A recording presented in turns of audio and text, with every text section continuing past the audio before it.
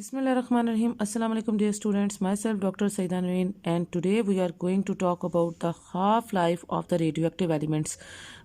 Last lecture में अब आपको इतना तो अंदाज़ा हो गया होगा कि रेडियो एक्टिव एलिमेंट्स क्या होते हैं, रेडियो एक्टिविटी किसको कहते हैं, और जब रेडियो एक्टिविटी का प्रोसेस होता है तो कौन कौन सी रेडिएशंस जो हैं वो इमिट होती हैं, यानी कि अल्फ़ा बीटा और गैमा रेडिएशंस, और अल्फ़ा बीटा और गैमा डिके किसको कहते हैं, और उसके नतीजे में फिर वो जो न्यूक्लियर ट्रांसम्यूटेशन आपने पढ़ी थी वो किस तरह से पॉसिबल है। तो आज हम हाफ लाइफ के बारे में पढ़ेंगे। We have seen that whenever an alpha और beta particle is emitted from a radioactive element it is transformed into some newer element और सम अदर एलिमेंट। हमने पढ़ा कि जब भी अल्फा बीटा और गैमा रेडिएशन इमिट होती हैं किसी भी न्यूक्लियस से, तो वो न्यूक्लियर की ट्रांसम्यूटेशन हो जाती है उस न्यूक्लियस की, और वो न्यूक्लियर ट्रांसम्यूटेशन से आपका न्यू न्यूक्लियस, पेरेंट न्यूक्लियस से एक न्यू डॉटर न्यूक्लियस जो है वो बन जाता है। This radioactive decay process is quite random and is not subjected to any symmetry. ये एक रैंडम प्रोसेस है क्योंकि रेडियो एक्टिव एलिमेंट्स जो हैं ये वो एलिमेंट्स हैं जिनका एटॉमिक नंबर आपको पता है 82 से बड़ा होता है, वो खुद ब खुद रेडियो एक्टिविटी का प्रोसेस जो है वो करते रहते हैं, और रेडियो एक्टिविटी का प्रोसेस करके वो ऑटोमेटिकली अल्फा बीटा और गैमा रेडिएशंस जो है वो इमिट करते रहते हैं। This means that we can not foretell about any particular atom as to when it will be decay. यानी हम ये नहीं बता सकते किसी भी एटम के बगैर किसी सिमेट्री के होता है, रैंडम प्रोसेस है, इसलिए हम इसके बारे में पहले से नहीं बता सकते किसी भी पर्टिकुलर खास एटम के बारे में कि वो कब डिके होगा। So it could decay immediately और it may remain unchanged for the millions of years. यानी ये भी हो सकता है कि वो फॉर बनते ही साथ ही अभी वो बने और साथ ही वो इमीडिएटली जो है वो डिके हो जाए, या ये भी हो सकता है कि वो अनचेंज रहे, काफ़ी मिलियंस ऑफ ईयर तक वो अनचेंज रहे। Thus we can not say anything about the life of any particular atom of a radio active element. यानी किसी भी रेडियो एक्टिव एलिमेंट की लाइफ के बारे में कहना ये ज़रा मुश्किल बात है सर्टेनिटी के साथ कि वो कब तक रहेगा और वो कब तक स्टे करेगा, क्योंकि वो अनस्टेबल एलिमेंट्स होते हैं। So let us take the example of a city with a population. ये आपको एक जनरल एग्जांपल उन्होंने दी है कि अगर आप एक शहर में देखें, आपकी डेली लाइफ से उन्होंने कोशिश की आपको एग्जांपल देने की कि उसमें एक जनरल जो पॉपुलेशन होती है किसी भी सिटी के अंदर ऑफ 1 मिलियन अगर पॉपुलेशन है, and we know that on the average 10% die every day, और हर रोज़ तकरीबन 10 लोग अगर मरते हैं। So even with this knowledge we can not say with certainty that which particular person will die on which particular day. यानी फिर तो आप एक शहर में जिसमें 10 लोग रोज़ के और 1 मिलियन जिसकी आबादी है, आप ये तो नहीं बता सकते ना कि सर्टेनिटी के साथ कि उन 10 लोगों में से कौन सा पर्टिकुलर किसी शख्स के बारे में आप नहीं बता सकते कि उस एक दिन में जो है कौन सा पर्टिकुलर पर्सन जो है वो डाई करेगा। So we can only say that on the whole 10% will die. हम ये कह सकते हैं कि ऑन द होल के एक दिन में 10 लोग जो है वो मर सकते हैं अगर कोई ऐसा मसला हो जाए या कोई वो बाई मर्ज हो, तो हम ये तो प्रिडिक्ट कर सकते हैं कि एक दिन में जो है वो 10 लोग मर सकते हैं, लेकिन ये नहीं बता सकते कि कौन सा पर्सन उस दिन जो है वो मरेगा। So the greater the population of the city the greater the accuracy of such predictions. और जितनी ज़्यादा पॉपुलेशन होगी, हमारी 1 मिलियन पॉपुलेशन की हम बात कर रहे थे, अगर हम ज़्यादा पॉपुलेशन सिटी की किसी की करें, so the greater the accuracy of such predictions, तो इस तरह की प्रिडिक्शंस की एक्यूरेसी भी ज़्यादा होगी। So like the population of a city, it is not possible to talk about an atom of a radioactive element। और जिस तरह हम सिटी की पॉपुलेशन की बात करें, इस तरह उन्होंने कहा है कि आप किसी भी रेडियोएक्टिव एलिमेंट के बारे में नहीं बता सकते सर्टेनिटी के साथ कि कौन सा रेडियोएक्टिव एलिमेंट जो है वो कब डिके करेगा। ठीक है, आप ये तो बता सकते हैं कि ऑन द होल जो है आपके अगर इतने रेडियो एक्टिव एलिमेंट्स हैं तो उसमें से इतने रेडियो एक्टिव एलिमेंट्स डिके कर सकते हैं, लेकिन ये नहीं बता सकते कि कौन सा रेडियो एक्टिव एलिमेंट जो है वो उस पर्टिकुलर डे पे जो है वो डिके करेगा।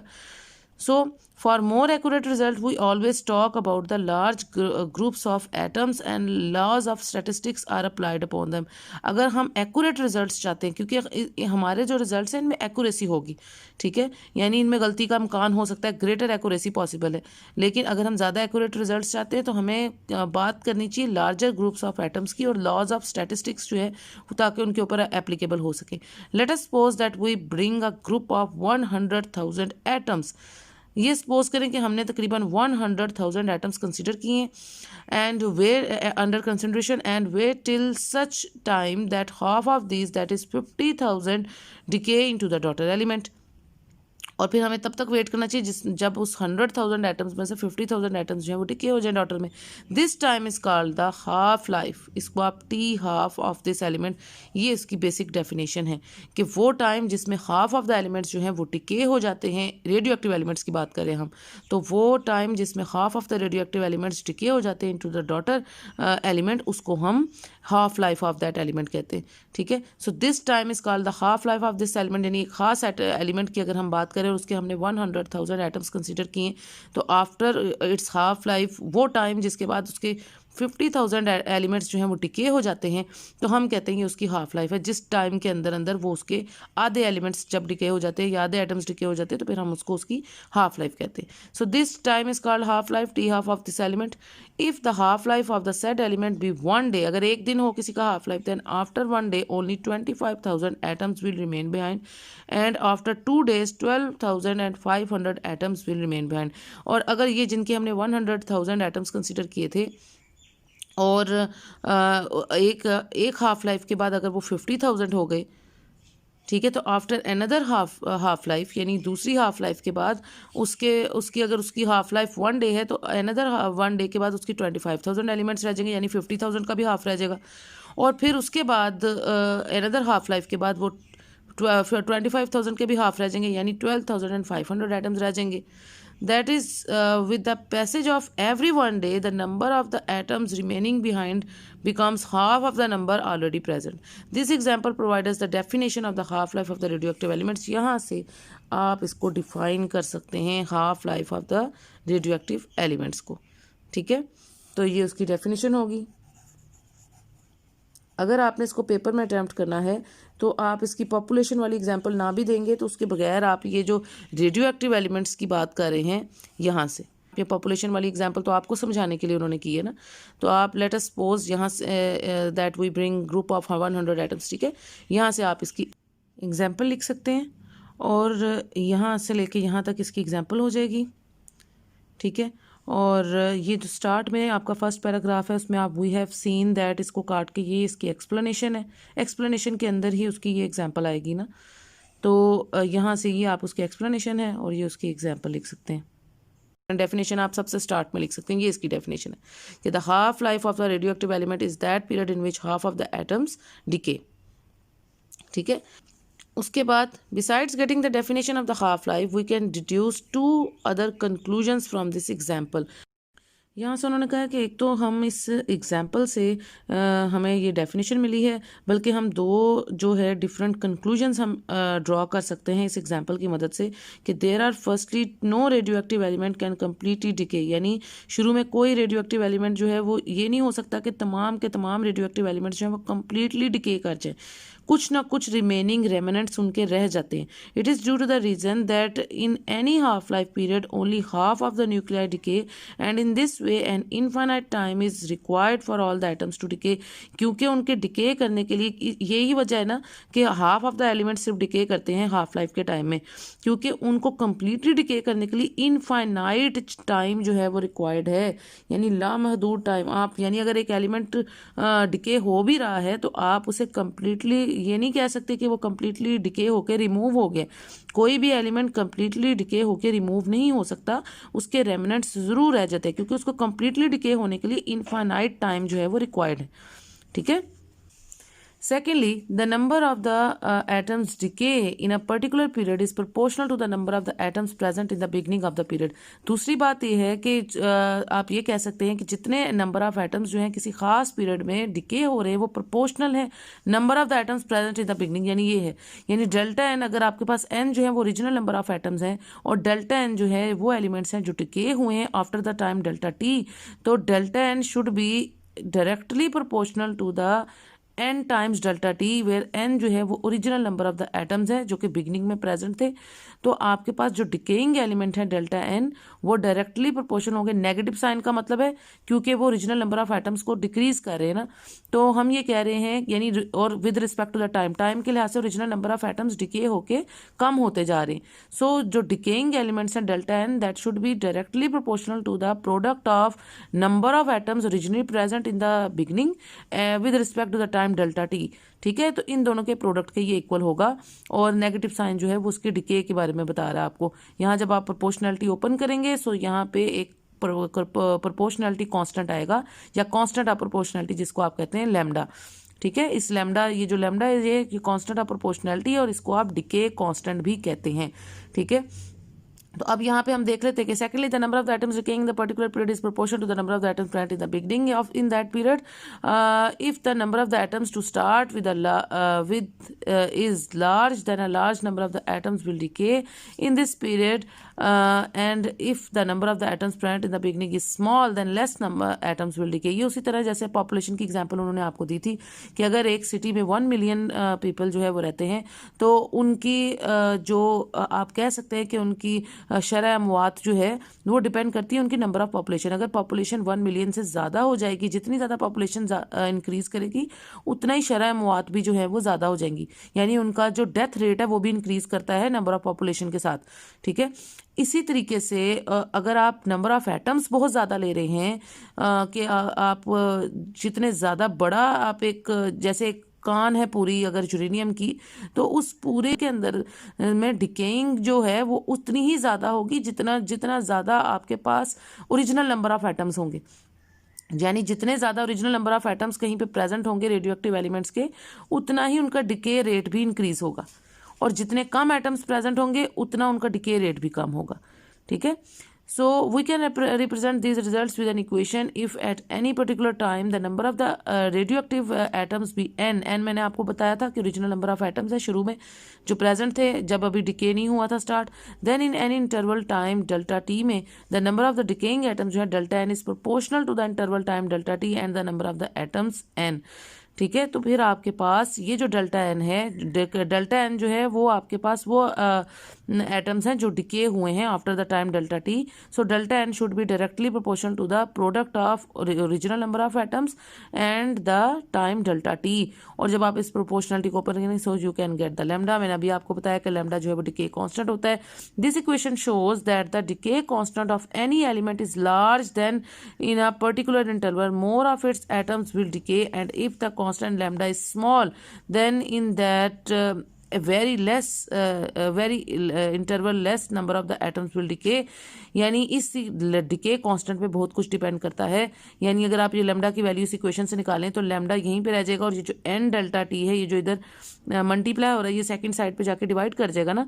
सो you can write lambda is equal to minus, और ये जो एन है आप अगर इसको डेल्टा एन के नीचे लिखें so minus delta N over N divided by delta t.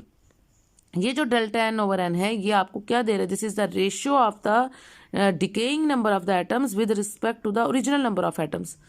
तो जितने डिकेइंग नंबर ऑफ एटम्स जो हैं वो डिपेंड करते हैं कि ओरिजिनली आपके पास कितने नंबर ऑफ एटम्स जो हैं वो एग्जिस्ट करते थे रेडियो एक्टिव एलिमेंट्स के, उस हिसाब से आपकी डिके होगी with respect to the time.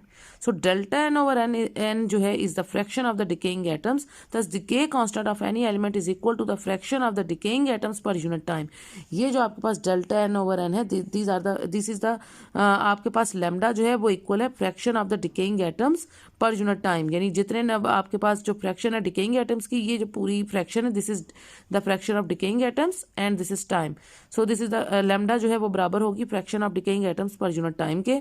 So the unit अब आपको पता है ये तो नंबर है ना, इसकी तो कोई यूनिट आप नहीं बता सकते, this is unit less and dimensionless, number की कोई यूनिट नहीं होती। तो टाइम की यूनिट होती है सेकंड, और जब आप इसको चूंकि ये डिनोमिनेटर में आ रहा है तो आप ये ऊपर जाके सेकंड इनवर्स को शो करेगा। So s raised power -1 is the unit of decay constant, और द नेगेटिव साइन इस इक्वेशन में आपको इसकी डायमेंशन भी टी रेज़्ड पावर -1 होगी ना, ठीक है। जब इसकी यूनिट एस रेज़्ड पावर -1 है तो डायमेंशन भी इस तरह से होगी T raised power -1 within square brackets. So the negative sign जो है वो ये शो कर रहा है कि decrease in the number of the atoms, यानी ओरिजिनल नंबर ऑफ एटम्स में विद रिस्पेक्ट टू टाइम जो है वो डिक्रीज आ रहा है और वो डिके कर रहे हैं। ये एक ग्राफिकल आप इसकी देख सकते हैं सिचुएशन कि अगर आपके पास ओरिजिनल नंबर ऑफ एटम्स जो हैं ये n नॉट जो हैं वो आपके ओरिजिनल नंबर ऑफ एटम्स हैं, और ये टाइम और नंबर ऑफ एटम्स का ग्राफ प्लॉट किया हुआ है। तो ओरिजिनल नंबर ऑफ एटम्स आप देख सकते हैं 1 2 3 4 5 6 7 8 9 10 11 12 13 14 15 16 एटम्स हैं इसके अंदर ओरिजिनली जो n नॉट पे एग्जिस्ट कर रहे हैं। और फर्स्ट हाफ लाइफ के बाद हाफ ऑफ एन नॉट, आपके half of the elements decay हो जाएंगे और वो हाफ एन नॉट यानी ये 16 के कितने रह जाएंगे, अब 8 रह जाने चाहिए। ठीक है, आप देख सकते हैं 1 2 3 4 5 6 7 8 एलिमेंट्स रह गए आफ्टर फर्स्ट हाफ लाइफ। अब जब सेकेंड हाफ लाइफ होगी यानी आप इसको मजीद हाफ से मल्टीप्लाई कर दे, so this is 1/4 n naught. और अब ये 8 के भी कितने रह जाएंगे, हाफ एलिमेंट्स, यानी 1 2 3 4 एलिमेंट्स रह गए। इसी तरह मजीद अगली हाफ लाइफ दोबारा आप इसको हाफ से मल्टीप्लाई करें तो 1/4 को जब हाफ से मल्टीप्लाई करेंगे so this is 1/8 of N naught. और अब आपके इस 4 में से कितने एलिमेंट्स रह गए, 2 एलिमेंट्स रह गए। ठीक है, और इस तरह से ये मजीद डिके आफ्टर मजीद अगर आप इसकी हाफ लाइफ मल्टीप्लाई करेंगे इसको हाफ से, सो ये 1/16 हो जाएगा। और 1/16 एन नॉट पे आपके ये 2 के भी 1 रह गए। ठीक है, यानी इस तरह से वो आस्ता आस्ता डिके, लेकिन कंप्लीटली डिके नहीं होते। मैंने आपको बताया जैसे कि फर्स्ट, ये आपकी फर्स्ट हाफ लाइफ थी यहाँ पे, ये आपकी सेकंड हाफ लाइफ आई थी यहाँ पे, ये आपकी थर्ड हाफ लाइफ आई थी। तो आफ्टर एवरी हाफ लाइफ आपके नंबर ऑफ एटम्स जो है वो पहले के मुकाबले में हाफ होते जा रहे हैं। पहले वो 1 हाफ हुए, फिर मजीद आपने उसको हाफ से मल्टीप्लाई किया तो 1/4 हुए, फिर मजीद आपने हाफ से मल्टीप्लाई किया तो 1/8 हुए। इस तरह से अप टू सो ऑन ये जो है ये वेरी करते जाएंगे। ठीक है, so this is first half life, this is second half life, this is third half life, fourth fifth up to so on. लेकिन कंप्लीटली डिके वो इनफाइनाइट टाइम के अंदर ही होते हैं। ठीक है, आप कभी भी किसी के एलिमेंट के बारे में ये नहीं कह सकते कि वो कंप्लीटली डिके हो चुका है। सो the half life of the radio active decay in the time in which 1 half of the radio active nuclei disintegrate, ये है उसका ग्राफिकल रिप्रेजेंटेशन है। आई होप आपने इसको अच्छे से अंडरस्टैंड कर लिया होगा।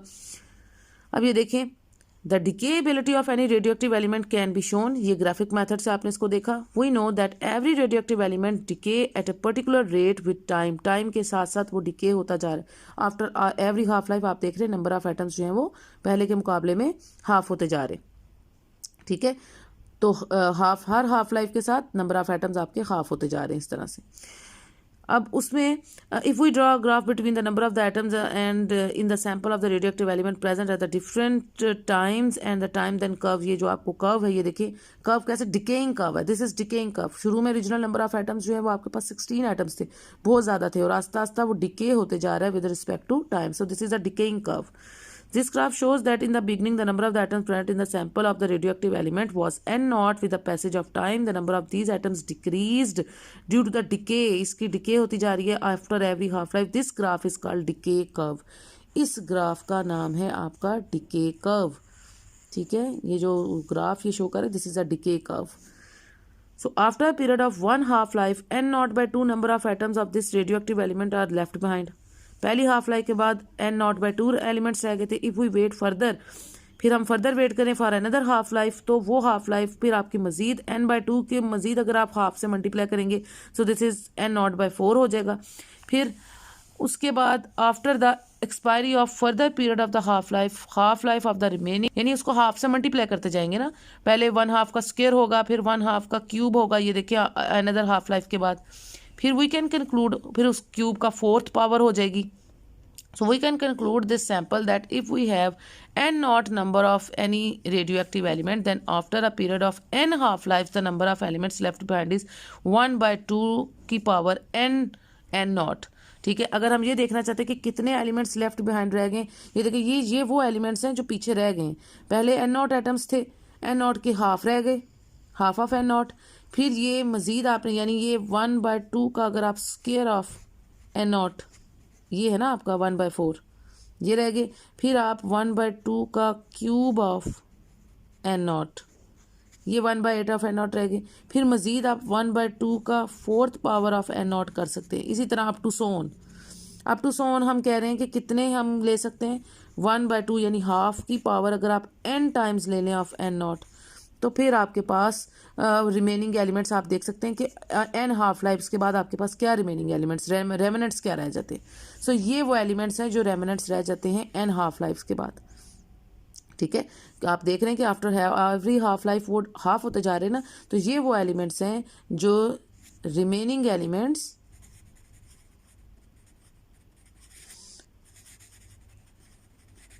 ठीक है, ये वो रिमेनिंग एलिमेंट्स हैं जो आफ्टर nth हाफ लाइफ रह जाएंगे, आफ्टर nth हाफ लाइफ। यानी nth हाफ लाइफ के बाद ये जो आपके रिमेनिंग एलिमेंट्स हैं, हाफ लाइफ आप इस तरह से भी शो कर सकते हैं, ठीक है। तो ये वो रिमेनिंग एलिमेंट्स हैं जो आफ्टर nth हाफ लाइफ के बाद रह जाएंगे, ठीक है। जब आप हाफ लाइफ की nth वैल्यू लेंगे तो फिर ये वाले एलिमेंट्स जो हैं ये आपके रह जाएंगे nth हाफ लाइफ के बाद। ये बात उन्होंने आपको यहाँ पे बताई है, ठीक है। और ये रिमेनिंग एलिमेंट जो है, it has been found that the estimate of the decay of every radio active element is according to the graph. इस ग्राफ के ज़रिए से ही आप हर हाफ लाइफ जो रेडियो एक्टिव एलिमेंट की डिके के बारे में बता सकते हैं, एस्टिमेट कर सकते हैं decay of every radio active element का इस ग्राफ की मदद से। But the half life of every radio active element is different. लेकिन ये याद रखें कि हर रेडियो एक्टिव एलिमेंट जो है वो एक साथ डिके नहीं करता, हर एक का जो हाफ लाइफ है वो टाइम पीरियड डिफरेंट होता है। फॉर एग्जाम्पल अब ये आपको इन्होंने सारी एग्जाम्पल्स बताई हैं कि जो हाफ लाइफ है यूरेनियम की, वो यूरेनियम 238 जिसका मैथ नंबर 238 है, उसकी हाफ लाइफ है 4.5 इंटू 10⁻9 ईयर्स तक वो उसकी हाफ लाइफ है, यानी वो इतने सालों बाद जाके हाफ होगा। While the half life of the radium, यानी काफ़ी लॉन्ग टाइम है ना उसका, वो इतनी जल्दी डिके नहीं होगा। जबकि half life of the radium 226 जिसका मैथ नंबर है इस 1620 ईयर्स। ये भी अगर रेडियम कहीं पे मौजूद है तो वो इतने हज़ार साल जो है वो बाकी रहेगा, उसके बाद जाके वो हाफ होगा। तो ये बहुत लॉन्ग टाइम पीरियड्स हैं जिनके बाद एलिमेंट्स जो है वो हाफ होंगे। So the half life of some radio active elements is, और बल्कि कुछ रेडियो एक्टिव ये तो बहुत लॉन्ग हाफ लाइफ्स है ना, कुछ हाफ लाइफ कुछ रेडियो एक्टिव एलिमेंट्स की बहुत स्मॉल भी हैं। For example half life of radon gas जो है वो सिर्फ 3.8 डेज है, यानी तकरीबन 3.25 आप कह सकते हैं दिन, ठीक है। तो उतने दिन के बाद वो खुद ब खुद उसकी रेडॉन गैस कहीं आपने रखी भी होगी तो वो हाफ हो जाएगी। एंड दैट ऑफ यूरेनियम 239, अब ये देखिए यूरेनियम 238 ये डिफरेंट आइसोटोप्स है ना ऑफ द सेम एलिमेंट। अब आपके पास जिनका एटॉमिक नंबर 92 होता है यूरेनियम का, तो एटॉमिक नंबर तो दोनों के सेम होंगे लेकिन इनके मैथ नंबर्स डिफरेंट है। यूरेनियम 238 जो जिसका मैथ नंबर है वो उसकी हाफ लाइफ इतने साल हैं, ये तो बहुत ज़्यादा, यानी 4.5 इंटू 10⁻9 ईयर्स, ठीक है। ना ख़त्म होने वाली बात है कि उसके बाद ये हाफ होंगे। जबकि यूरेनियम 239 जो इसी का एक सेकेंड आइसोटोप है वो सिर्फ 23.5 मिनट्स में हाफ हो जाएगा, ठीक है। यानी उसकी हाफ लाइफ इतनी स्मॉल है। उसी का जो सेकंड आइसोटोप है 239 के साथ, और 239 में उसमें आप देखें एटॉमिक नंबर अगर सेम है दोनों का, तो एटॉमिक नंबर सेम होने का मतलब है कि दोनों के प्रोटॉन नंबर भी सेम है। तो क्या चेंज आया है, सिर्फ एक न्यूट्रॉन का इंक्रीज हुआ है यूरेनियम के न्यूक्लियस के अंदर। उस एक न्यूट्रॉन के ज़्यादा होने की वजह से आप देखें कि क्या हो रहा है कि इतने जो 1000 साल उसकी हाफ लाइफ थी वो कहाँ 23.5 मिनट्स पे आ गई। तो ये रेडियो एक्टिव एलिमेंट्स आप किसी के बारे में नहीं कह सकते कौन कितनी देर तक रहेगा। हर एक की हाफ लाइफ जो है आप देखें डिफरेंट है, किसी की बहुत ज़्यादा है, किसी की बहुत कम है। From the above discussion it is found that the estimate of any radio active element can be made from its half life और by determining its decay constant. आप उसका डिके कॉन्स्टेंट निकाल के उसकी एस्टिमेट कर सकते हैं उसकी हाफ लाइफ के बारे में, ठीक है। या फिर हाफ लाइफ को देख के, कि आप अगर उसकी हाफ लाइफ देखें कि उसका हाफ लाइफ कितना है तो आप उसका एस्टिमेट कर सकते हैं कि वो कितनी देर तक वो एलिमेंट आपको मिल सकता है और कितनी देर बाद डिके होगा, ठीक है। और या उसके डिके कांस्टेंट को देख के भी आप ये एस्टिमेट कर सकते हैं। So it can be proved with the help of the calculus that the following relations exist between the decay constant lambda and the half life T. ये जो है ये रिलेशन ये कैलकुलेट किया गया है कैलकुलस के ज़रिए से। आपके सिलेबस में चूंकि ये कैलकुलेशन इंक्लूडेड नहीं है तो ये डायरेक्ट रिजल्ट उन्होंने यहाँ पे आपको बताया है कि टी हाफ, इसको ये बेसिकली ये इस तरह से होता है कि टी हाफ जो आपकी हाफ लाइफ है this is equal to 0.693 over lambda. ये इस तरह ये हाफ लाइफ की वैल्यू आपको देता है। यहाँ से आप lambda into T half 0.693 and what is 0.693 जब आप कैलकुलेशन करते हैं this 0.693 is basically the value of ln of 2, log of 2 की वैल्यू है ये, ठीक है। तो ये ln ऑफ 2 की वैल्यू को ये शो करता है। तो यहाँ से आप ये रिलेशन जो है वो निकाल सकते हैं। So this equation shows that if the decay constant lambda of any radioactive element is known, its half-life can be found. यहाँ से आपको पता चलता है कि अगर आप लेमडा की वैल्यू आपको पता हो, या यहाँ से भी आप देख सकते हैं लेमडा की वैल्यू अगर आपको पता हो तो आप उसकी हाफ लाइफ, क्योंकि ऊपर तो ln ऑफ 2 की वैल्यू ना 0.693 वो तो कांस्टेंट है, तो lambda if you know the value of lambda then you can easily calculate the value of the half life of any element, ठीक है। एनी रेडियो एक्टिव एलिमेंट की हाफ लाइफ जो है आप वो कैलकुलेट कर सकते हैं। Any stable element besides the naturally occurring radioactive element can be made radioactive. जैसे मैंने आपको शुरू में जब रेडियो एक्टिविटी का प्रोसेस बताया था तो मैंने आपको कहा था कि आर्टिफिशियल रेडियो एक्टिविटी भी होती है। तो आप कोई भी स्टेबल, जैसे कार्बन ले लें, कार्बन को आप बना सकते हैं, वो एक वैसे तो एक स्टेबल एलिमेंट है लेकिन आप उसको आर्टिफिशियली रेडियोएक्टिव एलिमेंट बना सकते हैं। ठीक है, तो किसी भी स्टेबल एलिमेंट को आप आर्टिफिशियली रेडियोएक्टिव बना सकते हैं। For this very high energy particles are bombarded on the stable element. इसके लिए हमें करना क्या पड़ेगा कि हम high energy particles like your आप उसमें जो है हाई एनर्जी पार्टिकल्स जो हैं अपने इलेक्ट्रॉन्स फॉल करा के अपने स्टेबल एलिमेंट्स को जो है वो रेडियोएक्टिव बना सकते हैं। So this bombardment excites the nuclei and the nuclei after becoming unstable become radioactive element. ये जो बम्बार्डमेंट है, हाई एनर्जी पार्टिकल्स जब स्ट्राइक करते हैं जाके उस स्टेबल एलिमेंट के साथ तो उसको एक्साइट कर देते हैं। जैसे मैंने आपको पहले भी बताया कि जब उसकी एक्साइटेशन होगी वो बम्बार्डमेंट से वो एक्साइट हो जाएंगे, और जब एंड द न्यूक्लियाई आफ्टर वो एक्साइट होने के नतीजे में पहले वो उसकी एनर्जी ऑब्जॉर्ब करेंगे, जब वो डी एक्साइट होंगे तो हाई एनर्जी रेडिएशंस को एमिट करेंगे लाइक गैमा रेडिएशंस जो आपने कल गैमा डिके में देखा था। So and the nuclei after becoming unstable becomes radioactive element, और वो जो है न्यूक्लियाई है अनस्टेबल हो जाएंगे और वो रेडियोएक्टिव एलिमेंट बन जाएंगे फिर, क्योंकि वो गैमा रेडिएशंस को इमिट करने लग जाएंगे ना। Such radioactive elements are called artificial radioactive elements and this process is called artificial radioactivity। इस तरह के radioactive elements जिनको आपने जो पहले स्टेबल थे और आपने उन स्टेबल एलिमेंट्स को कोई हाई एनर्जी पार्टिकल्स फॉल करा के उन्हें अनस्टेबल बनाया है। अनस्टेबल बनाने से मुराद है आपने उन्हें एक्साइट कराया और फिर वो डी एक्साइट होने के नतीजे में उन्होंने आपको अल्फा बीटा या गैमा रेडिएशन जो है वो एग्जिट करा के दी, एमिशन करा के दी। तो ऐसे एलिमेंट्स जो स्टेबल होने के बाद में अनस्टेबल हो जाते हैं कोई हाई एनर्जी पार्टिकल्स की एनर्जी लेके, तो इस प्रोसेस को हम आर्टिफिशियल रेडियो एक्टिविटी कहते हैं और ऐसे एलिमेंट्स को हम आर्टिफिशियल रेडियो एक्टिव एलिमेंट्स कहते हैं। ठीक है, तो इस तरीके से आप किसी भी स्टेबल एलिमेंट को अनस्टेबल या रेडियो एक्टिव एलिमेंट बना सकते हैं आर्टिफिशियली।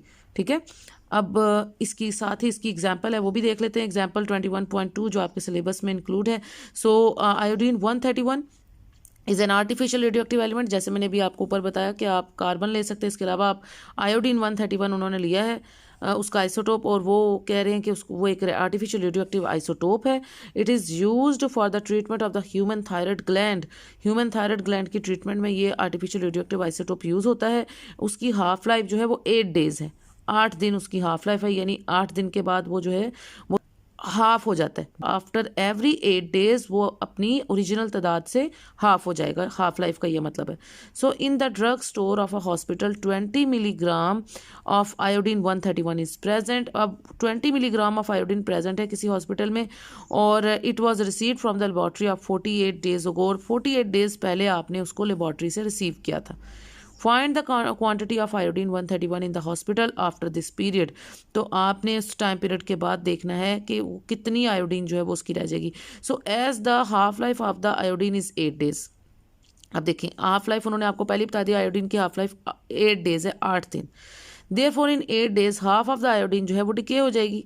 ठीक है, हाफ लाइफ का यही मतलब होता है कि 8 दिन के बाद उसने हाफ हो जाना है। Given below in the table is the amount of iodine present after every 8 days. तो आप हर 8 दिन के बाद उसका हम अंदाज़ा लगा लेते हैं वो कितनी। शुरू में टोटल अमाउंट जो उस हॉस्पिटल में थी वो कितनी थी, आई थी उसकी 20 मिलीग्राम। तो इस लिहाज से हम देख लेते हैं कि उसकी किस तरह से आप निकाल सकते हैं हाफ लाइफ के बाद उसकी क्या अमाउंट रह जाएगी। सो इंटरवल इन डेज, आप देखिए पहले 0 डे यानी जिस दिन वो लेके आया था उस ड्रग को, उस दवाई को, उस दिन जो है वो क्वांटिटी ऑफ आयोडीन थी 20 मिलीग्राम। ठीक है, अब आप फर्स्ट हाफ लाइफ यानी 8 दिनों के बाद वो 20 से 10 मिलीग्राम रहेगी। सेकंड हाफ लाइफ के बाद यानी जब आपने उसकी मजीद एक बहुत यानी 16 डेज के बाद वो कितनी रह गई, 5 मिलीग्राम रह गई, उसका हाफ हो गई। इसी तरह मज़ीद आप जो है वो 8 दिन बाद यानी 8 दिन हम करते जा रहे हैं ना, 8 दिन उसकी हाफ लाइफ है। तो पहले 8 दिन के बाद वो 10 मिलीग्राम रहेगी। दूसरे 8 दिनों के बाद मज़ीद 8 दिनों के बाद यानी 16 दिन हो गए, वो 5 मिलीग्राम रहेगी। मज़ीद 8 और दिन जब गुजरेंगे यानी 24 डेज जो है उसके बाद वो 5 का भी हाफ होगी यानी 2.5 मिलीग्राम। तो इंटरवल ऑफ डेज इसी तरह आप 24 के बाद मज़ीद 8 दिन करें तो 24 + 8 जो है वो 32 यानी 32 डेज़ के बाद वो इसका भी हाफ होगी। 2.5 मिलीग्राम का हाफ करें तो 1.25 मिलीग्राम रहेगी।